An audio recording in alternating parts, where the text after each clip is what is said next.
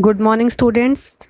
Today we will start chapter 6 Motion and Time.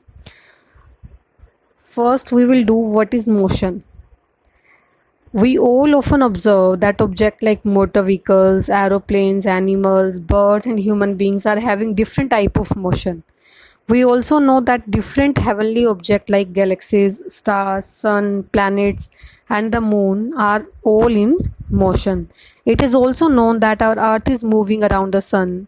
When we are sitting at one place, the blood in our bodies is flowing through the arteries and veins also, and air is flowing into and out of our lungs. We thus realize that motion is an integral part of our life. Motion का मतलब क्या होता है? Motion means move करना. आप देखते हो आपके आसपास motor vehicles, aeroplanes, animals, birds, human being सब क्या करते हैं? मूव करते हैं. और सबका जो मूव करने का टाइप है उनका मोशन कैसा होगा? सबका डिफरेंट डिफरेंट है.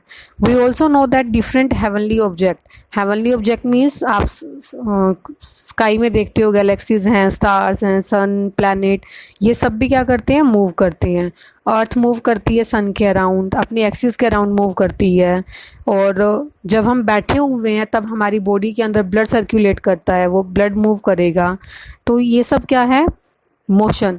तो मोशन जो है हमारी पार्ट लाइफ का एक इम्पोर्टेंट पार्ट है.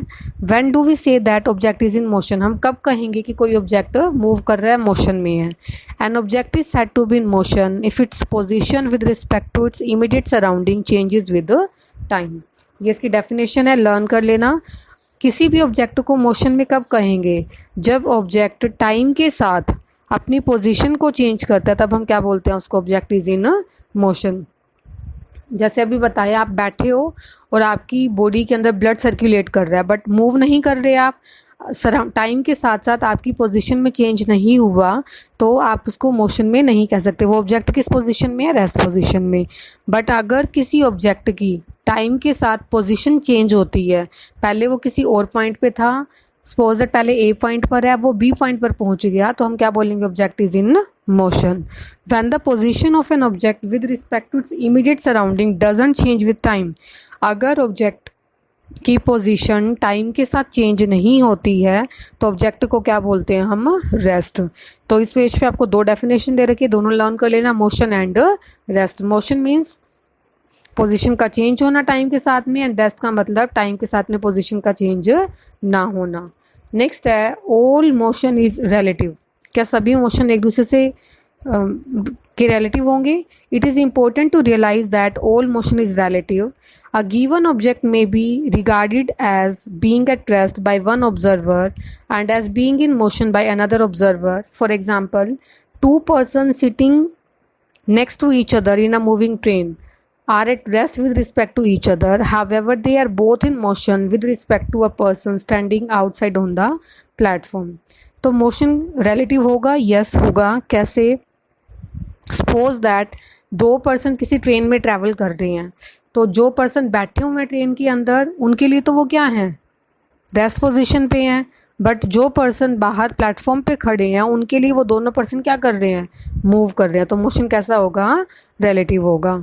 Have you ever experience that while sitting in a train standing on the platform you suddenly feel that your train has started moving? This happens when another train on a neighboring tracks crosses your train. Thus, the decision about a given object's state of rest or motion depends very much on the observer and the surrounding chosen. आपने कई बार experience किया होगा, आप train में बैठे हो, एक train में या प्लेटफॉर्म पे खड़े हो, जब आपके पास से कोई ट्रेन क्रॉस करती है तो आपको लगता है कि आपकी ट्रेन मूव कर रही है, बट एक्चुअल में आपके साथ वाली ट्रेन मूव कर रही होती है और आपकी ट्रेन रेस्ट पोजीशन पे होती है. तो ये सब मोशन किस पे डिपेंड करता है? सराउंडिंग पे डिपेंड करता है कि आप रेस्ट पोजीशन पे हो या फिर मोशन में. नेक्स्ट ये रखे आपको, do you know we often think of motion when the position of an object change with time.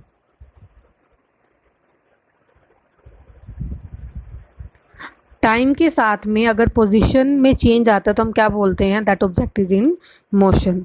However, there are certain situation in which we interrupt motion through some indirect evidence.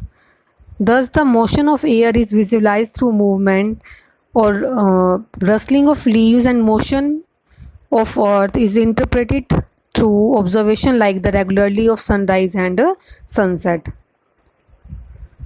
कुछ situation ऐसे होती है जहाँ पर motion के बारे में हम इनडायरेक्ट वे से बताते हैं, जैसे एयर चलती है तो हमें कैसे पता चलता है कि हवा चल रही है, लीव्स मूव करेंगे, ठीक है, और अर्थ मूव कर रही है इसका कैसे पता चलेगा, सनराइज और सनसेट से। सनराइज और सनसेट से हमें क्या पता चलता है, that earth is moving. We have already discussed in class 6 that object may move in straight line or may follow a circular or curved path. They may also rotate, oscillate or vibrate. 6th class में आप सभी motion के type के बारे में पढ़ चुके हो। मोशन के टाइप क्या क्या पाए थे आपने, स्ट्रेट लाइन में मूव करना, सर्कुलर पाथ में, कर्व्ड पाथ में, रोटेट करना, ओसिलेट करना, वाइब्रेट करना, ये सब क्या हैं, मोशन के टाइप हैं। Let us recall different kinds of motion. Complete the table below by giving some example of each type of motion. तो आज आपने करना क्या है, फर्स्ट एक्टिविटी जो आपको गिवन है काइंड ऑफ मोशन, ये 5 आपको मोशन के टाइप गिवन है, इनके एग्जाम्पल बताने हैं। So today your homework is that you have to learn definition of rest and motion with example and do this activity 1, and tomorrow I will tell you examples of these type of motion. Okay.